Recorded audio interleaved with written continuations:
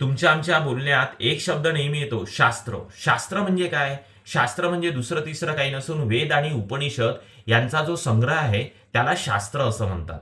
आणि या वेद आणि उपनिषद पासूनच 18 पुराणं निर्माण झालेले आहे. जसं मार्कंडेय, वराह, वायू, अग्नी, ब्रह्म, लिंग, शिव, हे जे पुराण आहेत ते वेद आणि उपनिषद पासूनच निर्माण झालेले आहे. वेद आणि उपनिषद सामान्य व्यक्तीला आत्मसात करणं फार कठीण, त्याचं अध्ययन करणं अशक्य. म्हणून महर्षी व्यास यांनी याची 4 भागामध्ये विभागणी केली: ऋग्वेद, यजुर्वेद, सामवेद, अथर्ववेद. आणि 4 बुद्धिजन शिष्यांना याची जबाबदारी दिली. आणि याच्यानंतर हे शास्त्र सुरू झालं. कारण शास्त्र हे आवश्यक. मानवी जीवनाला शास्त्र जर नसतं तर आपण पशुपक्षी जनावरांसारखे वागलो असतो.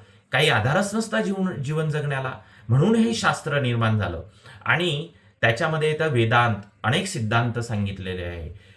त्याच्यानंतर वैशेषिक शास्त्र, संख्याशास्त्र, संख्याशास्त्रामध्ये ग्रह, तारे, नक्षत्र, ज्योतिष येतं. त्याच्यानंतर न्यायशास्त्र सांगितलेलं आहे, मीमांसा दिलेली आहे, वैशेषिक शास्त्र आहे, योगशास्त्र आहे. योगशास्त्रामध्ये आपली चेतना आणि ईश्वर यांचा संयोग कसा आहे हे सांगितलेलं आहे.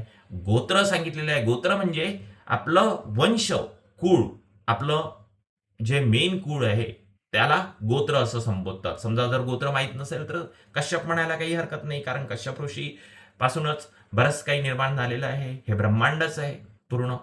तर समजा जर शास्त्रच नसतं तर आपलं जीवन कसं असतं? पशु पक्षी प्रमाणे आपलं जीवन असतं. धन्यवाद. म्हणून शास्त्र हे फार आवश्यक आहे. शास्त्रानुसार वागावे, शास्त्रानुसार राहावे, शास्त्रानुसार आचार करावा, शास्त्रानुसार विचार करावा.